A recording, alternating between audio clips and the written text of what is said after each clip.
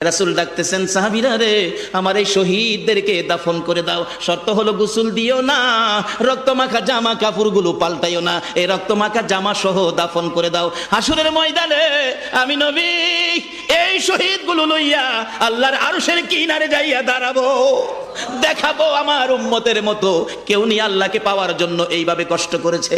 এবার দাফনের কাজ শুরু হলে কিতাব লেখে 69 জনের দাফন শেষ। 70-এর মাথায় আসওয়াদ দূরে পড়ে আছে। আমার নবী 2 কদম সামনে গিয়ে দেখে আসওয়াদ নতুন তরবারি হাতে চিত হয়ে পড়ে আছে, শহীদ হয়ে গেছে। আমার নবী ডাকে, রে আসওয়াদ, মদিনার হুর বিয়ে করতে পাঠাইছিলাম, মদিনার হুর বিয়ে করলি না, যুদ্ধের ময়দানে জীবন দিয়ে বিদায় হলে।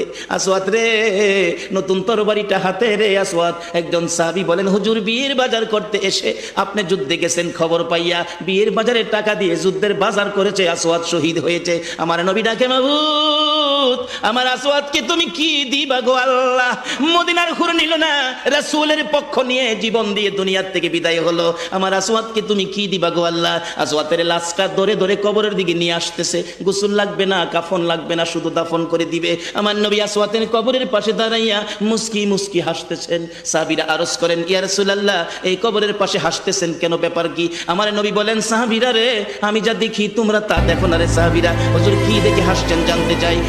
সাহাবীরা, আমার আসওয়াদ মদিনার হুর বিয়ে করতে যাইয়া যুদ্ধের খবর শুনে বিয়ের বাজারের টাকা দিয়ে যুদ্ধের বাজার করে জীবন দিয়ে কবরে রওনা হয়েছে। আমি নবী আসওয়াদের কবরের পাশে দাঁড়াইয়া দেখি রে, আমার আসওয়াদের কবরে মদিনার হুরের পরিবর্তে আমার আল্লাহ জান্নাতের হুর পাঠাইয়া দিছে।